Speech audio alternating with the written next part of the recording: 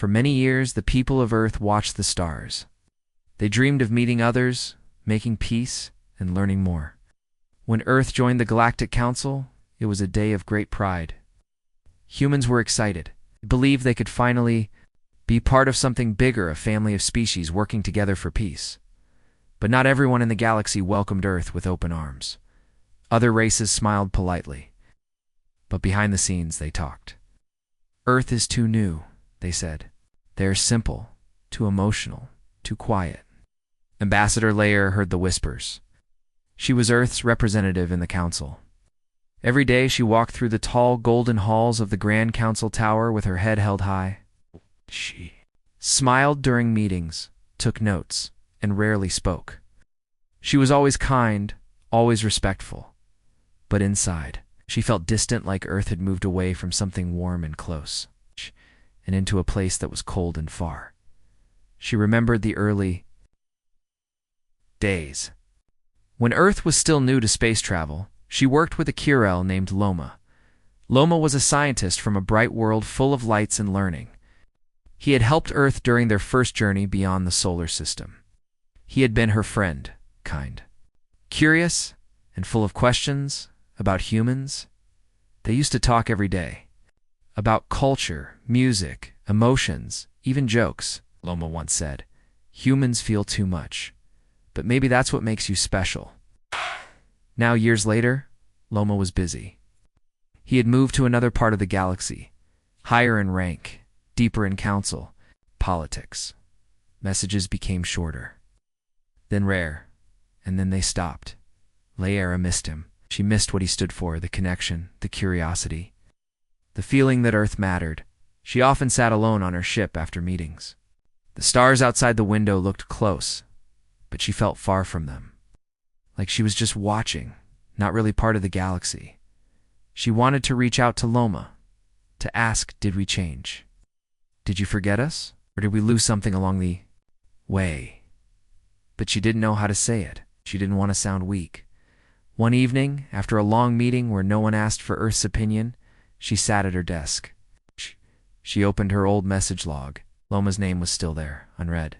Silent, her fingers hovered above the keyboard. What could she say? Hi, remember me? Do you miss Earth? No, it sounded small. It's lost. Then she looked at the small photo beside her screen. It was from Earth's early days in the Council. A group of scientists from different species standing together, young, full of hope. In the center, Leia and Loma, laughing. She remembered something he once said. Humans may be new, but you never give up. You keep trying, even when no one believes in you. She smiled. That was it. She began to type slowly. Hi, Loma. I hope your journey is full of light. I don't know if you still think of Earth, but I do think of you, of what we learned, of what we shared. Sometimes I feel Earth is far away, like a quiet planet at the edge of the galaxy. But we are still here, still listening, still hoping. I miss our talks. Not because they were about science or trade, but because they made the stars feel closer. If you ever look at the stars and wonder if Earth still cares, know that we do. We always did, Leia. She stared at the message for a long time. Then, she pressed send. She didn't know if he would read it. Maybe he had moved on. Maybe he didn't remember. But in that small moment, she felt something shift inside. A tiny light. She hadn't sent the message because she needed a reply. She sent it because hope mattered. Because humanity's strength wasn't loud weapons or big speeches. It was the gentle courage to care, even when others didn't. To reach out, even when the world grew distant. To speak softly and still believe someone would listen. That night, as the stars turned slowly outside her window, Leia felt a little less alone. Earth hadn't changed. They were just waiting for the galaxy to see them. And maybe, just maybe, someone already had. Qatar was a Silith, one of the oldest species in the Galactic Council. Her people were known for their logic, memory, and cold focus. But Qatar was different. She was a historian and an observer. While others chased power and progress, she watched, she listened. And sometimes, she remembered things others chose to forget. She'd always been curious about Earth. 10 years ago, during Earth's first year in the Council, She met a human engineer named Yalan. He was funny, warm, and full of strange Earth sayings. He brought fresh ideas to ancient systems, and he always said hello even to quiet researchers like her. Kadar didn't understand his emotions at first. Something about his kindness felt rare. Safe. They talked often back then over messages. In the corridors, and sometimes in the quiet garden dome, Yalan once gave her a tiny silver pendant shaped like a leaf. "It's from Earth," he said. "Give things like this to people we respect and care about."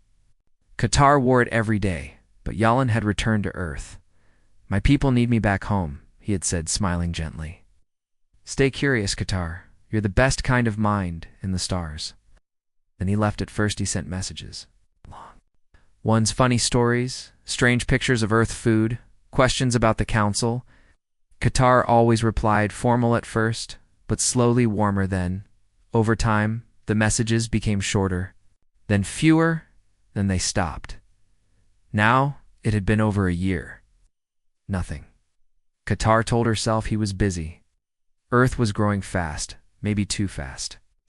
She read reports, silent research labs, quiet advancements in science, and deep sky listening posts on the edges of known space. Earth was watching, listening, saying very little, just like Yalan. Still, she missed him. She missed the way he saw the galaxy not as something to control, but something to understand. She missed how he listened when no one else did. Missed feeling something in a place where feelings were rare. One quiet evening, Qatar sat in her office, surrounded by data logs and council records, but her mind wasn't on her work. Her eyes drifted to a small box in her drawer. Inside was the leaf pendant. Still bright, still earth-made. She picked it up, slowly running her fingers over its shape. It felt like a question she never asked. "Why didn't you write back?"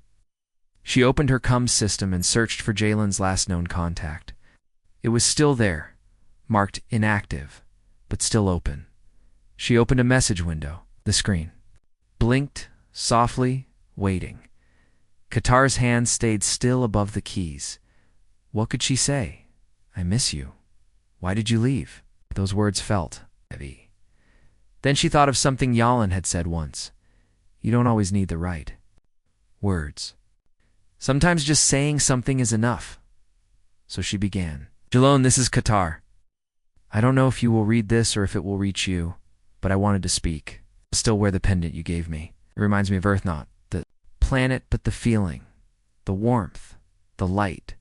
The council is the same, cold, calculated, and yet something has changed.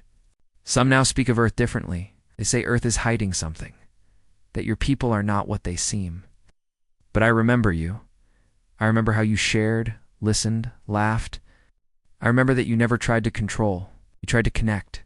I hope you are still that person. I hope Earth is still that dream. If you ever think of me, know that I still think of you. I hope that one day we will speak again. Kaita." She paused. It felt strange, raw, but right. She pressed send. The screen dimmed. K. Tar sat back in silence. She didn't know if Yalan would ever see the message. Maybe he had forgotten her. Maybe Earth had moved far beyond needing quiet minds like hers. But still, she hoped, and in that hope, something inside her softened. Not every connection was lost. Some just needed time. Some just needed the courage to try again, because that was the human way, wasn't it? Even in silence, even in distance they reached, not with fear, but with faith. And maybe that was what made them special. Tovin was a virelatal, four-eyed species known for their intelligence and long memory. He worked deep inside the Central Knowledge Archive, where every species shared their culture, art, and ideas. It was quiet work, endless reading, constant sorting of data. Tovin loved it. Stories made him feel close to others, even those he had never met. Years ago, when Earth first joined the Galactic Council, Tovin had been assigned to help catalog their cultural records. It was a new task. Humans were unlike anyone else, messy, emotional, creative. Their stories were strange. Some were funny, others heartbreaking, and many didn't follow the usual logic. But there was beauty in them, and there was Mira. Mira was a human cultural envoy. She worked beside Tovin during those first years. She was bright and full of questions. She laughed easily, cried during old songs, and often stayed late just to talk. She taught him words like hope and bittersweet. Once said, "Our stories are how we remember who we are, even when we're far away." Tovin didn't understand it then, but he liked hearing her say it. They became close, not just co-workers, but friends. He had never felt that way before. Safe, warm, curious about someone not for their knowledge, but for their heart. But Earth grew busy. More powerful, Mira was called back home. "I've been chosen to help lead a new project," she had said. Her eyes filled with something he couldn't name. "They want us to stay quiet for now. Observe. Build trust." Tovin had nodded. "Will you message me?" "Of course," she said. At first she did. They shared poems, thoughts, and little memories. But slowly, the messages grew fewer. Her replies became formal. Then, nothing. Tovin didn't know what had changed. Had he done something wrong? Or had she simply moved on? He didn't want to seem desperate. So he said nothing, but he still missed her. Late at night, after the archives closed, he would sit and read the Earth files. He found new things each time, hidden meanings, deep wisdom inside simple tales. One Earth story about an old man planting trees he would never see grow made Tovin cry quietly, alone. Who were these humans? Why did their words reach so deep? One day he found something strange. A collection of ancient Earth essays, philosophy, ethics, and art theory coded and left unsorted. He began to read them carefully. As he compared them with council debates over the years, his eyes widened. These humans had solved things that councils still argued about. Their ideas had been offered long ago, hidden in metaphors, plays, and stories, but never explained with pride. They had never said, "We know better." They had just shared, and the council had not noticed. Or maybe they had, and simply didn't believe Earth could be that wise. Tovin leaned back in his chair. His hands shook slightly. Was this why Mira left? Was this the plan? Earth had not been showing weakness. They had been showing patience, and maybe Mira had known. Maybe she had been part of it still. Tovin didn't feel angry. He felt something. Else loneliness. He missed her not as a mystery, not as a symbol of Earth's quiet power, but as his friend. The one who once cried over a song, who gave him a folded paper star with a note that said, "Don't forget to dream." He still kept it in his coat pocket. That night, Tovin opened a message screen. He didn't know if she would read it, or even see it. But maybe, just maybe, Mira was still out there, wondering if anyone remembered. "Mira, I don't know where you are now or what you do. But I found the essays. I see what you were trying to tell us. You never stopped being brave. You just showed it quietly. I miss our talks. Miss your voice in this cold place. If you ever think of the boy in the archives, know he still remembers every story you left behind. Thank you." Tovin, he sent it.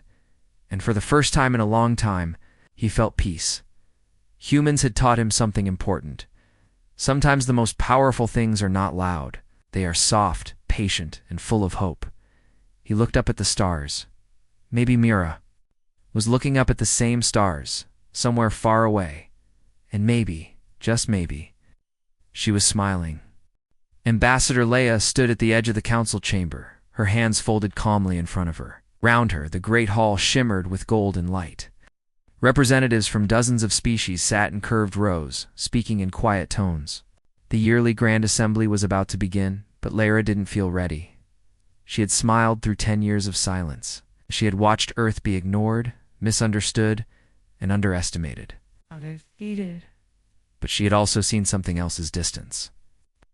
Space between Earth and the rest of the galaxy. And worse. Between her and someone she once called a friend, Imlar was a diplomat from the Tetheri. His skin shimmered like water, and his voice always flowed with calm confidence.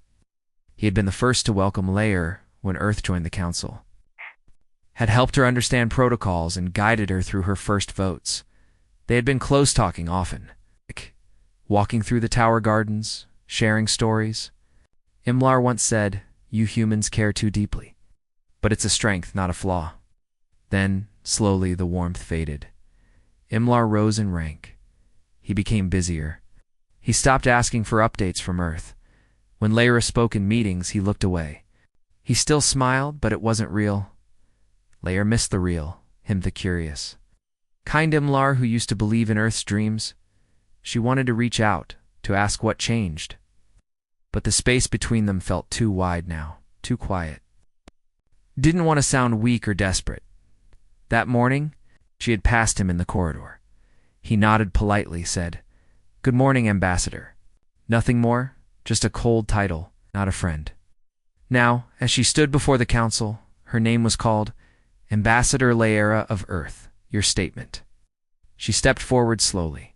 Everyone expected her to speak for 30 seconds and sit down. Earth always did that. Polite, quiet, observing. But today, she looked out at the sea of faces, some kind, some tired, some distant, and she thought of Earth, of Yolan, of Katar, of Mira, of the messages sent into silence, of the quiet strength her people had carried for so long. She didn't raise her voice. She simply asked, "What happens when diplomacy is mistaken for ignorance?" The room fell silent. Lyra continued, her tone calm but firm. "We have listened. We have learned. We have watched every vote, every action, every silence.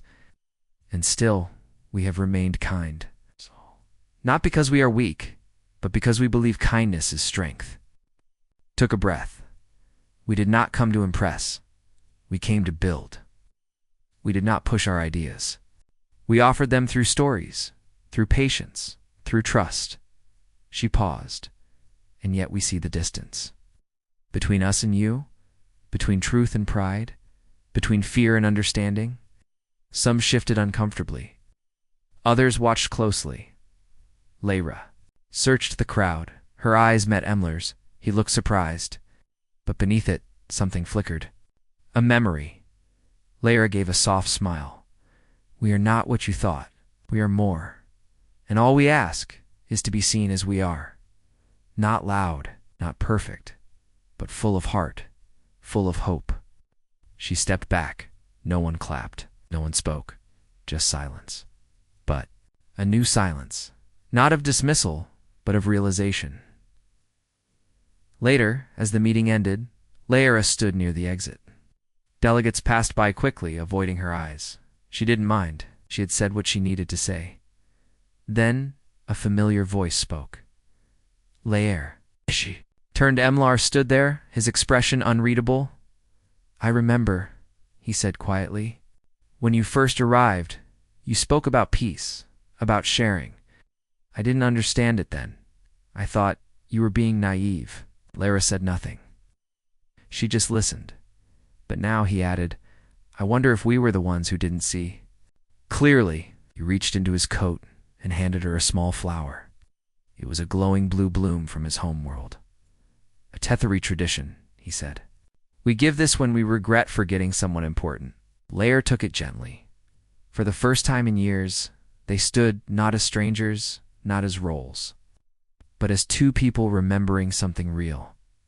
That night, Laer sat in her quiet quarters. She looked out at the stars. Somewhere, Ilan was watching them too. Maybe Mira, maybe Kaitar, maybe all of them. Across space, were holding on to hope. Because Earth was never silent. It was just waiting for the galaxy to finally listen. Riva was from the Ilari, a gentle race of quiet thinkers. Her homeworld was filled with soft winds and silver trees, and her people lived with calm hearts. She was a council translator, trained to understand emotion in every voice, no matter the species. But there was one voice she hadn't heard in a long time. It was Alex's. He was human. Warm, clever, and always curious. They had worked together on a council project years ago, creating shared languages between new member species. Riva had been unsure of humans at first. They smiled too much, asked too many questions, and didn't seemed to follow the quiet ways of Alari life. But Alex had changed that. He brought her tea from Earth. He sang old songs when the work got quiet. He once said, "The best kind of communication is when you feel understood even without words." Riva had never forgotten that. They had grown close. Quiet talks after work, soft laughter during long hours, and a strange kind of peace between them, like they came from different worlds, but shared the same sky. Then Earth changed. Alex was called back. New duties, he had told her.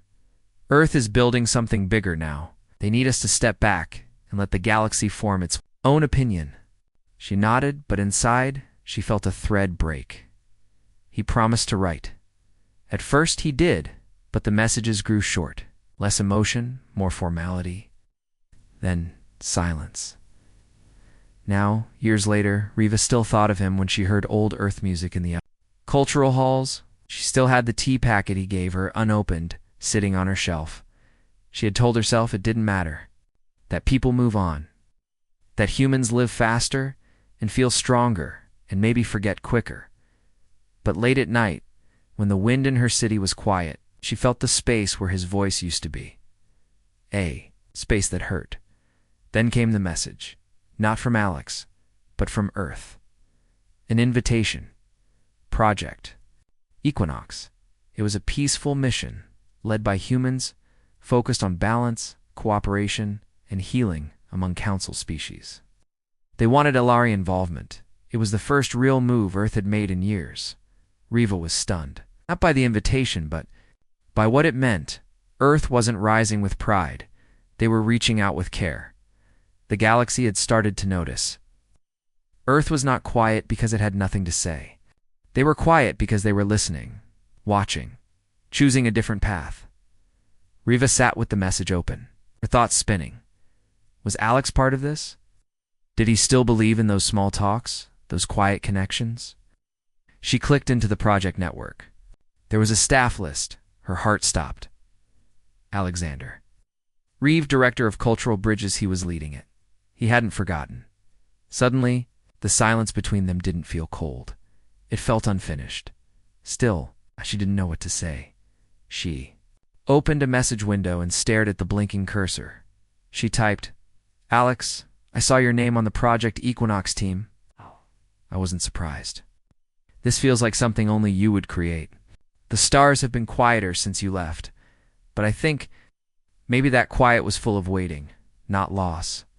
I still have the tea. I never opened it. It reminded me of you. I wasn't ready to let it become just a memory.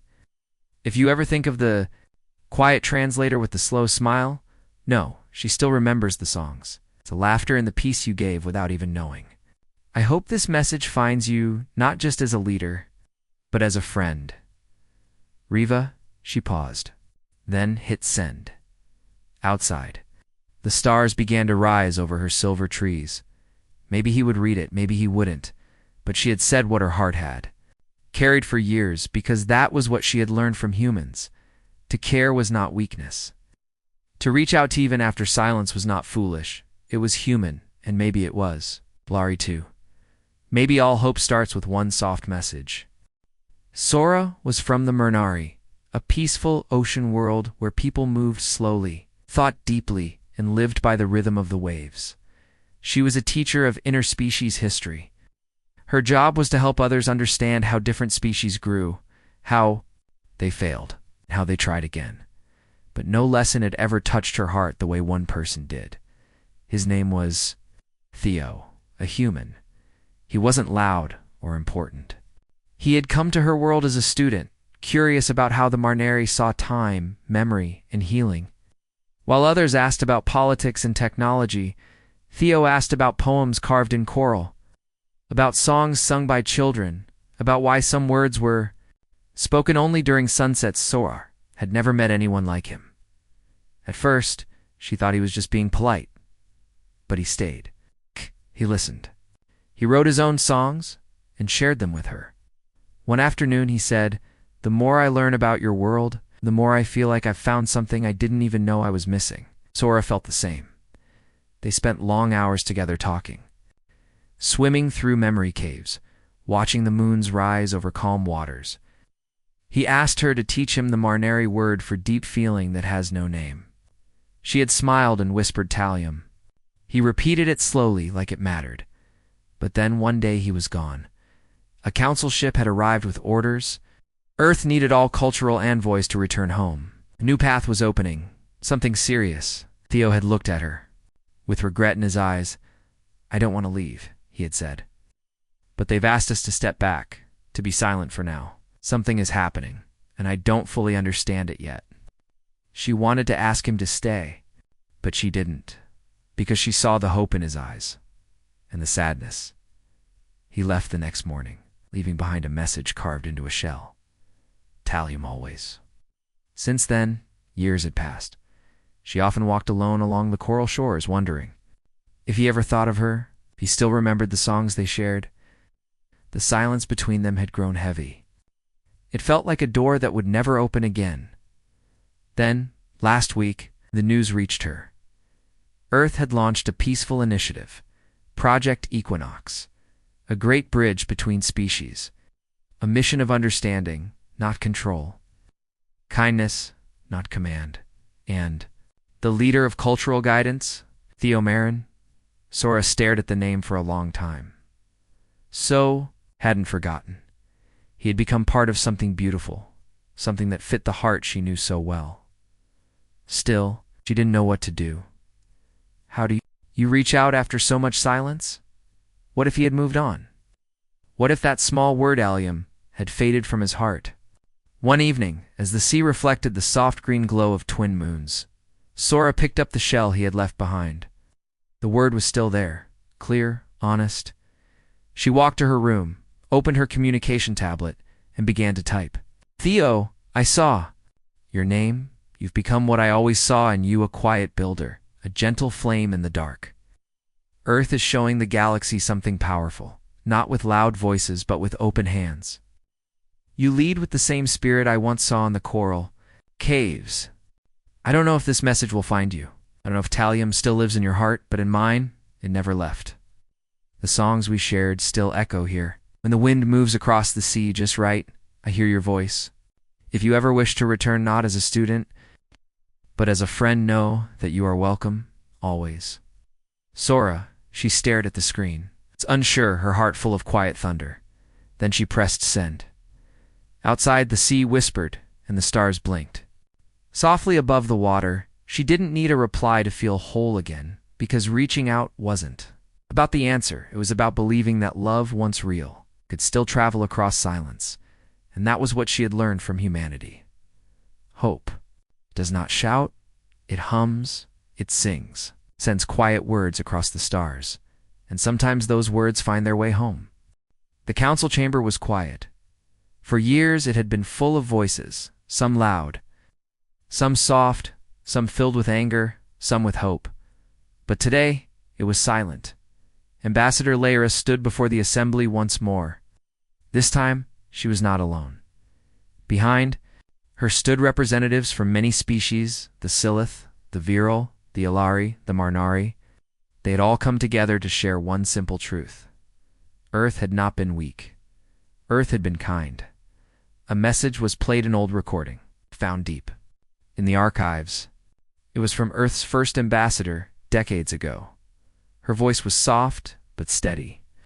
"We come in peace not because we lack strength, but because we value wisdom more. We choose kindness not out of fear, but out of hope. We believe that the greatest power lies not in weapons, but in the courage to care. We have waited patiently not because we were silent, but because we were listening. We have always been here quietly, gently, steadily. And now we ask only to be seen as we are human." The chamber remained still. The weight of those words settled like a soft blanket over everyone. Lyra looked out at the crowd. She saw faces softened with understanding. Some eyes glistened with tears. Others nodded slowly, as if waking from a long sleep. She stepped forward and spoke again. "Earth never played weak. We simply chose not to play at all." She paused.